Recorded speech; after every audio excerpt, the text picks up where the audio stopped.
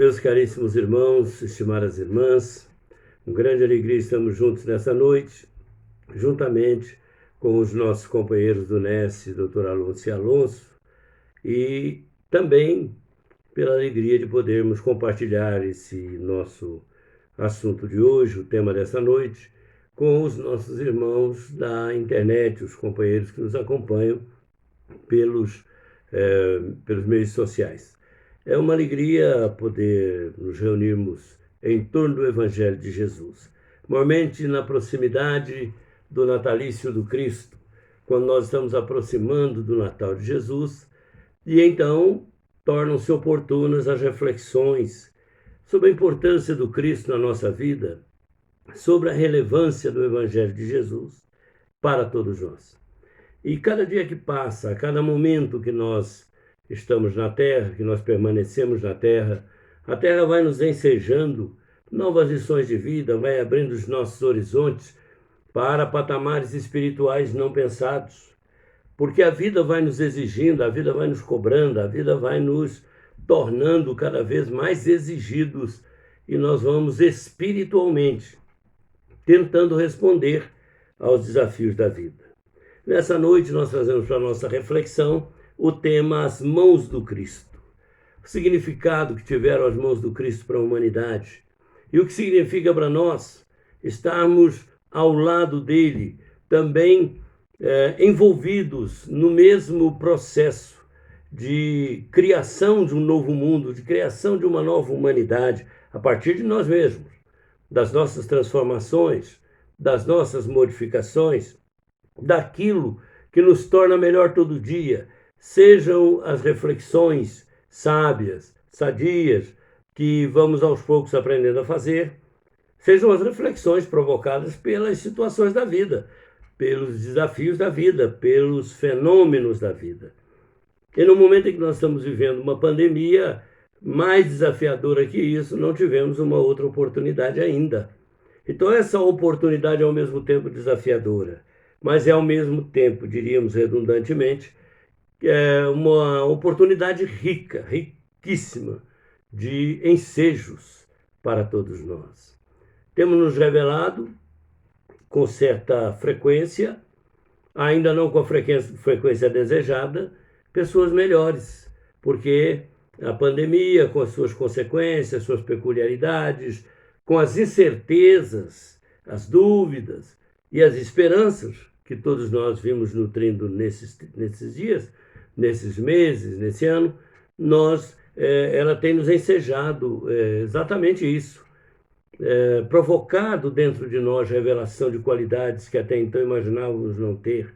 Então já praticamos, de alguma maneira, mudanças muito salutares, mudanças promissoras e mudanças que de alguma maneira não ocorreriam não fosse o aguilhão da dor, não fosse essa provocação da natureza chamado coronavírus. Esse micro-organismo, mini, diríamos nano-organismo, né? Invisível aos olhos humanos, a não ser pelos potentes microscópicos, nanoscópicos, que aumentam essa criatura invisível milhões e milhões de vezes para que os cientistas possam trabalhar com ela num grau de segurança e de eficiência. Mas para os nossos olhos, qual é a figura do coronavírus? A figura do coronavírus é um misto de tragédia, é um misto de problemas, é um misto de enfermidades com as quais não contávamos e modificações sociais provocadas por situações abruptas, interrupções de processos, rupturas de sistemas, de costumes, que acabaram por moldar uma nova maneira de ser e de agir, e ainda que provisória, porque não temos ainda a equação do problema, não temos a cura da enfermidade, não temos o controle do vírus, nós, ainda que provisoriamente, estamos atravessando o que nós chamamos alterações ciclotímicas. Não é à toa que é um abre-fecha, um fecha-refecha, refecha-reabre, é o efeito folha, é o efeito ioiô, uma coisa hoje não se sustenta amanhã, um medicamento promissor de hoje é um demonizado de outro dia. Enfim, nós estamos todos aprendendo a lidar conosco mesmos. Porque com a pandemia, a maneira de lidar é aquilo que nos sugerem, é o que nos explicam, é o que nos orientam. Mas a maneira de lidar conosco mesmo dentro desses processos é que tem nos surpreendido, é que nos tem feito pensar, nos tem feito refletir. E refletir de maneira a que não somente a situação presente seja contemplada, mas também o futuro seja levado em consideração, porque nós temos em aberto uma história para construir. Muitos sobreviverão a tudo isso, e eu creio, a maioria, e eu espero estar juntamente com vocês no meio de todos esses que vão sobreviver. Porém, alguns terão seus cursos de experiências interrompidas dentro da dinâmica da lei de causa e efeito. As vítimas já são muito numerosas, tanto no sentido da contaminação, da necessidade de atendimento médico especializado e coisa que tal, como também o número de vítimas fatais. Quer dizer, é uma tragédia de grande monta no mundo todo e no Brasil, de maneira muito particular, que no nosso caso também é uma experiência muito dolorosa, mas uma experiência que nos tem posto à prova a filosofia, a cultura, a religião, a fé, a esperança, a empatia, o sentido de humanidade, tem nos feito refletir também sobre determinadas deficiências que nos cercam, seja o ambiente pessoal, seja o ambiente social, seja o trabalho, seja a religião, seja a própria fé. Nós somos chamados a refletir sobre isso. Eu creio que temos crescido muito, temos superado dificuldades, porque em momentos como esse, em que coletividades inteiras são postas à prova, ela revela também as suas qualidades ocultas, aqueles valores que estão adormecidos, dormentes na intimidade de cada um. E que é preciso de um start, ele precisa de uma explosão, ele precisa de uma provocação para poder soltar a chama da criatividade, a chama do sentido de fraternidade, a chama do amor. Em situações como essa, nós estamos tentando nos comportar satisfatoriamente. Alguns com êxitos, outros ainda não, mas a maioria tem tentado não somente sobreviver, mas também interagir. E foi isso que deu sentido à ação humana, que vem do espírito fraterno, caritativo, da empatia que desperta-se de maneira pouco habitual, né? Mas de uma maneira eficiente no coração de cada um. E a propósito de hecatombes, catástrofes e situações como a pandemia, mas não necessariamente a pandemia, mas algo com tamanha gravidade quanto, estou me recordando do término da Segunda Grande Guerra. E a Alemanha, de onde partiam os ataques para a Europa toda, aquele sonho absurdo do Hitler de querer dominar toda a Europa e coisa que tal, conseguiu fazer esse processo chegar a algumas nações, mas a Alemanha foi muito bombardeada pelos aliados, que tentavam desmanchar o propósito do Reich. E então a Alemanha ficou muito destruída, cidades inteiras foram devastadas, havia muita miséria, escassez, não tinha alimentos, não tinha saúde, postos de atendimento médico, hospitais foram destruídos, escolas. E entre todas essas destruições, numa cidade pequenininha, lá uma cidade pequena da Alemanha, houve uma destruição quase que total da cidade, inclusive de uma igreja, que era uma igreja famosa, muito visitada pelas suas esculturas, as obras de arte, pelo espírito de religiosidade que os artistas imprimiram na igreja, e a igreja também foi destruída totalmente. A população se irmanou, as pessoas despertaram seus melhores sentimentos e começaram a se somar para acudir a população necessitada, as crianças, os idosos, os enfermos, as pessoas que ficaram sem lar, os que não tinham alimentos, os que não tinham onde ficar, onde morar. E eles, então, lograram reconstruir parte da cidade e fazê-lo assim com uma certa velocidade, apesar das dificuldades todas que enfrentaram. E havia o propósito de reconstruir a igreja, porque os fiéis queriam agradecer a Deus a bênção de ter sobrevivido a tudo aquilo, aquela hecatombe, aqueles problemas, aquela destruição toda, aquela insanidade, aquela loucura intraduzível. Então, começaram a trabalhar, catar todos os tijolos que sobraram, remontar a igreja. A parte arquitetônica da igreja não foi tanto problema, porque, inclusive, os soldados que permaneceram para cuidar da segurança, evitar danos maiores, pilhagens, outros tipos de crime, aqueles soldados também se empenharam em reconstruir a igreja. Alguém lembrou lá que tinha uma estátua de mármore de Carrara, em peça única, muito bem construída, muito bem estatuída, diríamos, né? Por artistas, não se sabe quais artistas, né? Uns acharam que era Fídias, outros era que Praxíteles, que tinha feito a estátua. A verdade era que a estátua era um dos ícones, dos elementos principais de visitação daquele local. E então trabalharam para catar todos os cacos, todos os entulhos, selecionando todas as partes que podiam ser aproveitadas. Mas da estátua, ela havia caído de face e havia esmigalhado boa parte da cabeça da estátua, né? Era uma estátua com as mãos abertas, né? Em termos de acolhimento, de Jesus acolhendo os sofredores. E era, de fato, uma bela peça de arte e, sobretudo, uma peça de grande inspiração espiritual. Trazia grandes reflexões, proporcionava momentos espirituais muito interessantes. E aí os artistas cercaram ali aquele ambiente da igreja para que não houvesse tumulto nem interferência. E foram remontando a igreja. E havia aquela preocupação de convidar artistas que pudessem ajudar a restaurar a peça de mármore. E eles saíram catando no meio dos entulhos, coando entulhos, numa verdadeira arqueologia, né, para catar todos os fragmentos possíveis, para que aquilo pudesse ser depois minuciosamente recolocado nos lugares onde se supunha eles se encaixassem.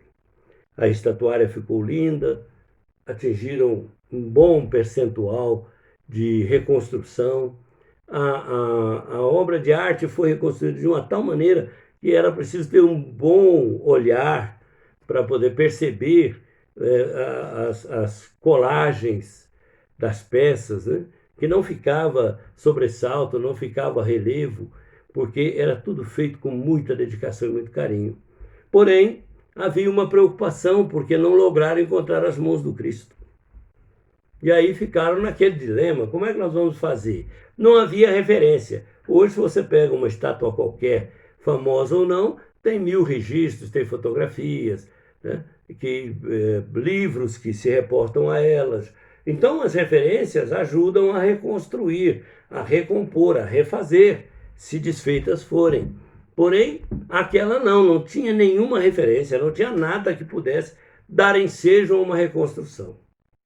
Havia apenas as vagas lembranças das pessoas que conheceram a estátua e foram dando sugestões, mas não tiveram sucesso. Havia a preocupação de como é que ia inaugurar a igreja, reinaugurar a igreja, reabilitar aquele espaço espiritual com o Cristo incompleto, né? Era difícil. Tentaram de várias maneiras e não lograram êxito, porque os artistas, por mais se esmerassem, não conseguiam chegar a um padrão que tivesse nexo causal, tivesse correspondência com a maravilha estética da peça como um todo. E aí, das conversas que saíram nas trocas de ideia, dizem que um jovem era portador de um tipo de deficiência lá específica, chegou e falou: olha, gente, eu tenho uma sugestão para resolver esse problema. E se vocês deixarem, deixa essa parte por minha conta. E aí concordaram, não tinha o que fazer. De repente, no dia da reinauguração, né, para permitir o retorno da atividade espiritual, religiosa daquela população, aquela estátua estava coberta com um lençol branco. Ninguém sabia o que estava ali, nem mesmo os que atuaram, porque desistiram de reconstruir a mão do Cristo, as mãos do Cristo. Daí, de repente, o sacerdote responsável, agradecendo o empenho da comunidade, a ajuda dos soldados, dos artistas que vieram de vários lugares, né, agradeceu e chamou-os todos à oração e iam descerrar ali aquela estátua, tirar aquele lençol de sobre a estátua. Naquele momento, quando tiraram o lençol de sobre a estátua, havia uma legenda embaixo dos braços do Cristo erguido sem as mãos. E havia uma placa escrita, muito bem escrita por esse artista, que dizia: eu não tenho mãos, senão as vossas. Quer dizer, Jesus estava dizendo ali que não tinha mãos, senão as mãos dos cristãos que estavam ali. E naquele momento, ele nos remeteu a um trecho da história muito relevante, muito importante. Ainda há pouco eu pensava sobre isso e me veio a imagem de Jesus crucificado, ele lá no madeiro infamante, com aqueles cravos enferrujados nas suas mãos estendidas no braço da cruz. Era a tentativa do mal, a tentativa dos maus, a tentativa dos que não eram cristãos, de inviabilizar a ação das mãos do Cristo. Imobilizando-o na cruz, ele não podia mais impor as mãos sobre a cabeça dos necessitados. O evangelista diz que quando Jesus abria a boca, ele ensinava. E quando ele impunha as mãos, ele curava. Então imaginemos, inviabilizar as mãos do Cristo. Antes que ele viesse a falecer, era preciso impedi-lo de continuar a fazer o bem. E aí, cravejaram as suas mãos na cruz. Acharam que ali terminava a tarefa do amor de Deus através do Cristo para os homens. Mas aquela legenda do artista plástico, do jovem portador da tal deficiência, que não se sabe qual, também isso é irrelevante, aquela legenda recolocou as coisas no lugar. As mãos do Cristo, a partir do Calvário, foram impedidas de atuar na terra, curando leprosos, levantando caídos, expulsando espíritos perversos, àquela época chamados demônios. Achavam que as tarefas dos chamados milagres de Jesus, daquela intervenção soberana, daquela intervenção divina, sábia, do Cristo, sobre as coisas da terra, as misérias dos homens, as dificuldades das pessoas estava interrompida, estava finalizada.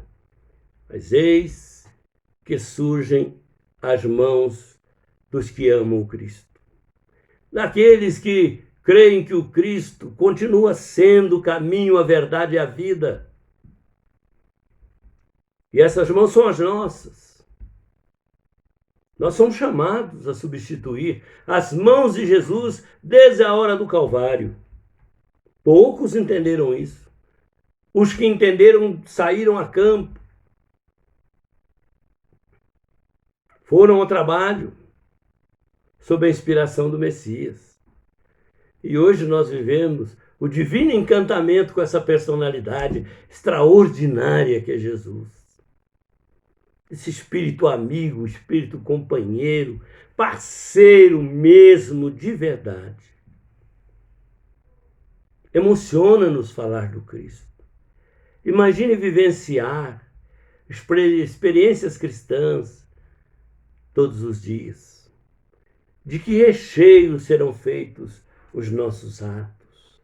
De que excelência serão as nossas atitudes? de que grandezas estaremos apossando-nos legitimamente com Jesus. É interessante que quando Jesus reaparece para os 11, a primeira vez ele apareceu para Madalena. Em seguida ele foi aos 11. Tomé não estava na ocasião. Mas ele chega e se apresenta dizendo: a paz esteja convosco. E se apresenta. E ele se mostra o seu corpo, onde estavam as chagas da crucificação. A testa afetada pelos espinhos da coroa infamante. O lado vazado pela espada de um soldado desavisado. E apresenta as suas mãos. João Evangelista diz no capítulo 20, precisamente no versículo 20, que Jesus, ante os discípulos, ele se reapresenta a eles e apresenta as suas mãos com os estigmas da cruz. Depois ele volta, alguns dias depois, já com Tomé integrado no grupo.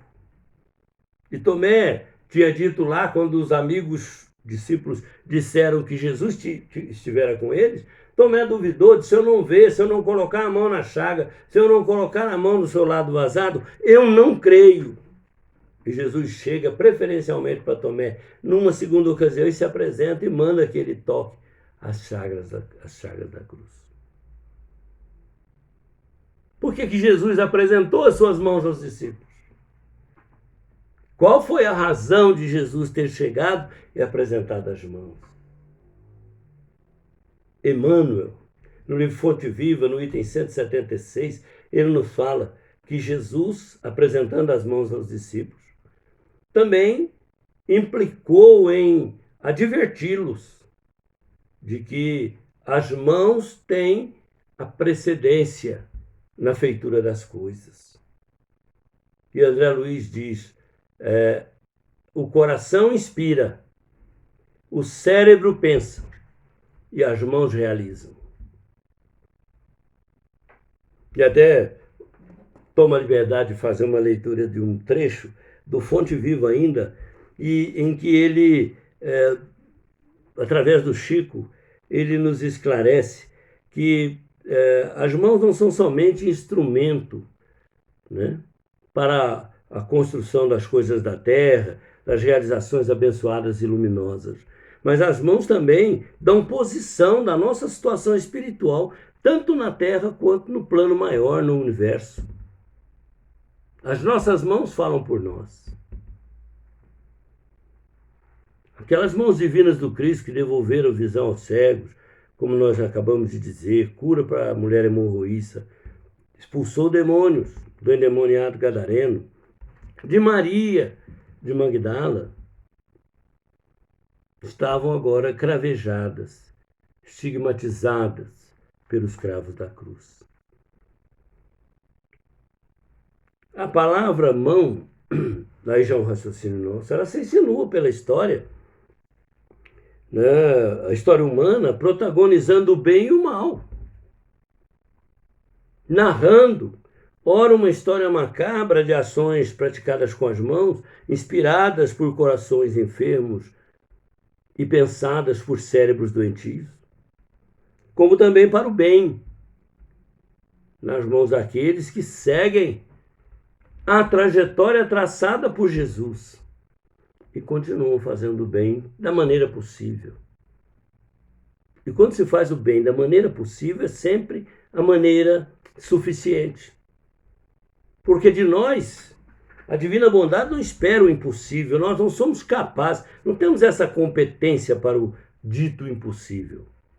Mas às vezes a gente, nem sabendo que o impossível não era possível, a gente vai lá e faz e acaba surpreendendo. Mas não é disso que se trata. Mas se trata de fazer aquilo que está na nossa possibilidade, no alcance das nossas mãos. E aí Emmanuel, né, diz que, e eu digo que o bem e o mal praticado pelas mãos é indiferente a qualquer outra coisa, ele é obediente ao cérebro que o comanda, ao coração que o inspira. E Emmanuel ainda afirma, né? O ensinamento recorda-nos a atividade das mãos em todos os recantos do globo. O coração inspira, o cérebro pensa, as mãos realizam. Em toda parte agita-se a vida humana pelas mãos que comandam e obedecem. Mãos que dirigem, que constroem, que semeiam, que afagam. Mãos que comandam e obedecem. Mãos que dirigem, que constroem, que semeiam e que afagam, ajudam e que ensinam. E as mãos que matam, que ferem, que apedrejam, que batem, que incendeiam ou amaldiçoam. Quem é que não se lembra de um filme famoso chamado A Mão que Balança o Berço? Caracterizado provavelmente por um filme de terror, eu não assisti, não sei qual o teor do filme, mas não era boa coisa pelo trailer.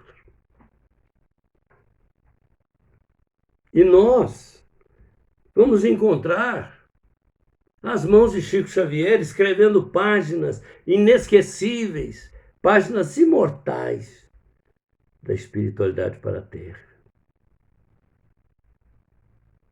Vamos encontrar as mãos de Paulo ajudando a apedrejar Estevão, as mãos dos homens sem nome, mas que estão por aí em todos os lugares, não identificados por uma nomenclatura, né?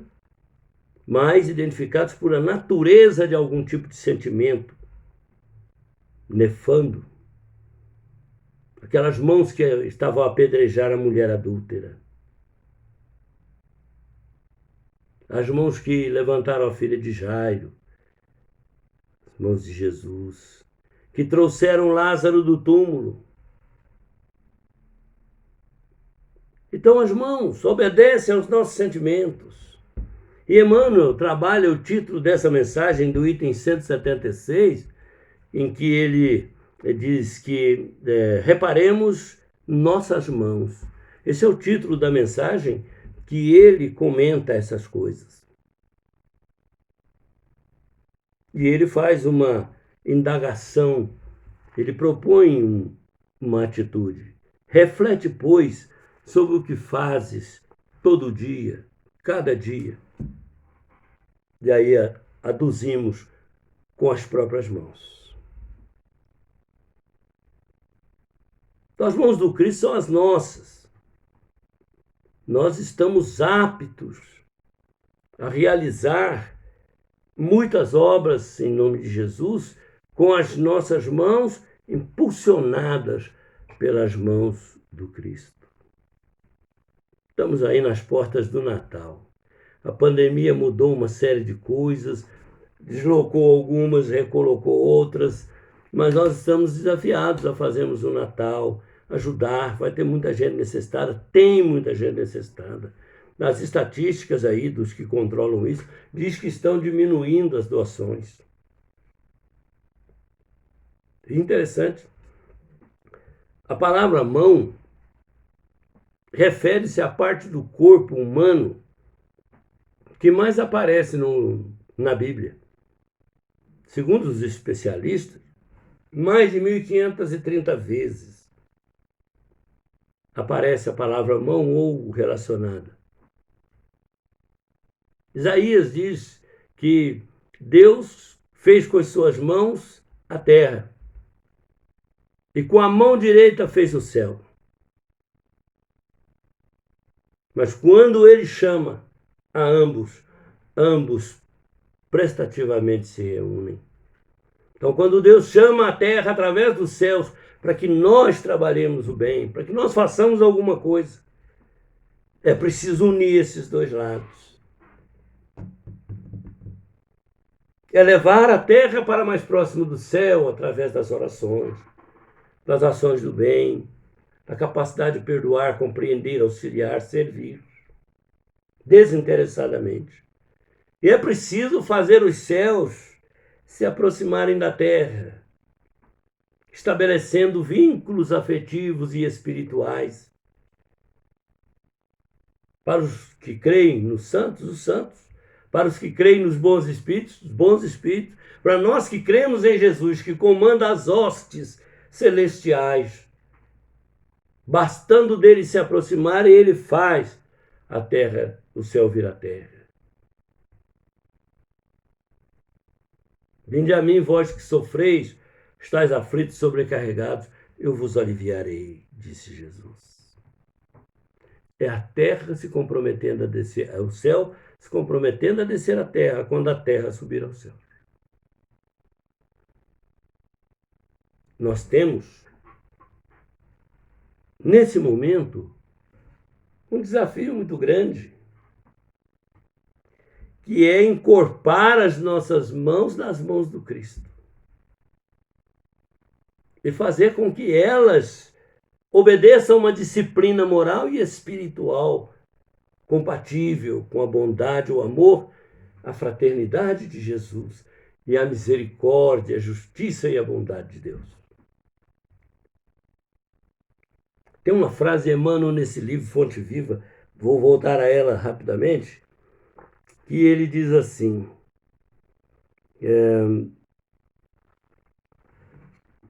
que nas nossas mãos,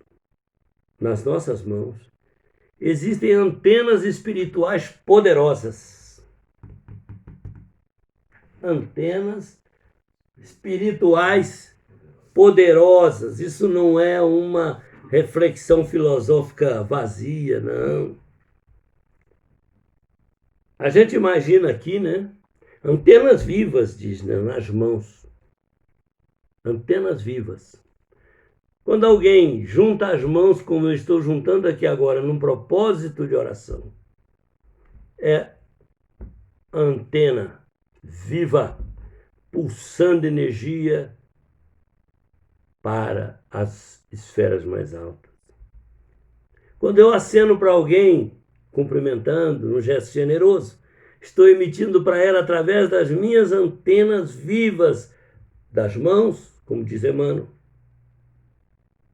os propósitos que emanam do meu coração, aquilo que o meu coração inspirou. Quando eu vou viajar, falar Deus para alguém que deixo, ou para alguém que vou, obviamente, ficar ausente algum tempo, eu estou saudando a ideia de que a distância não vai eliminar os vínculos que nos prendem, porque as antenas vivas das nossas mãos se comunicarão por aí. Hoje até com uma certa facilidade da internet. Antenas vivas. Quando eu acaricio, quando eu abraço, quando eu protejo, quando eu ergo alguém. Antenas vivas. Quando as minhas mãos auxiliam alguém a se levantar. Quando ergo o ânimo de alguém, fazendo por ela uma oração, ainda que silenciosa e à distância.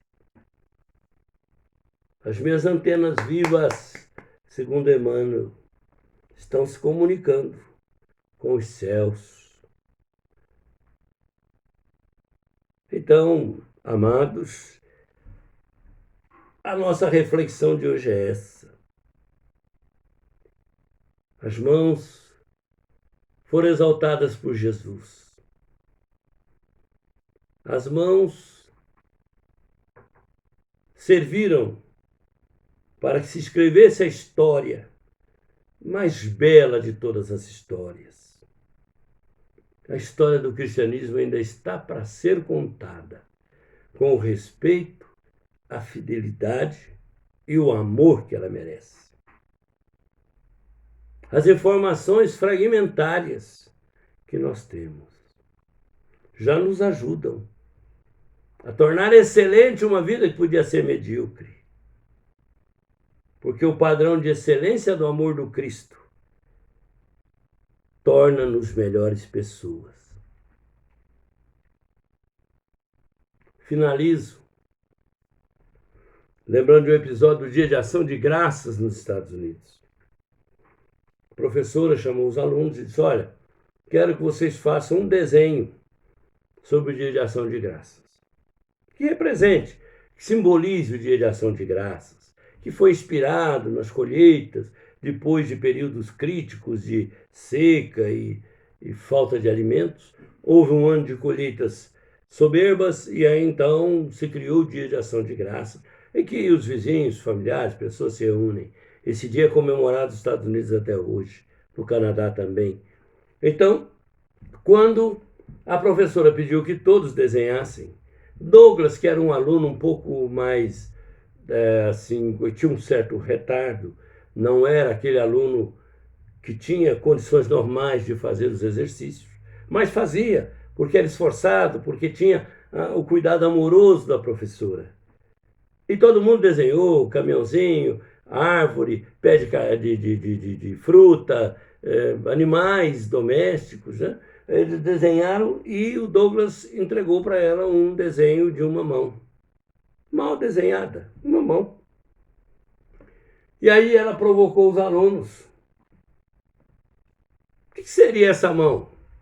E aí um aluninho lá respondeu, deve ser a mão de Deus que deu a boa colheita. O outro falou, é um fazendeiro que está plantando a sua semente.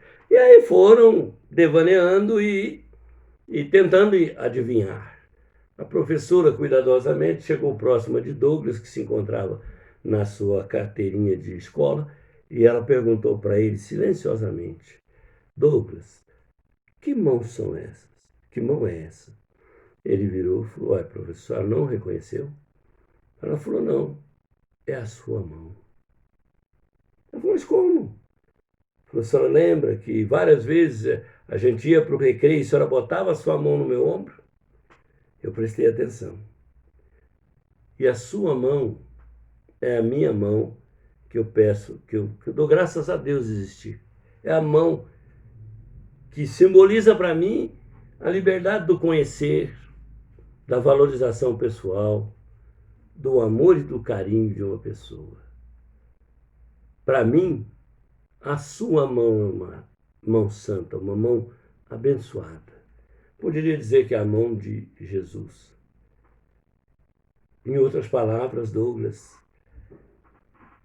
estava tratando exatamente do que nós falamos hoje. Quando aquele artista plástico descerrou a estátua, tirou aquele lençol que cobria o Cristo de mármore, faltando-lhe as mãos havia a legenda, eu não tenho mãos, senão as vossas.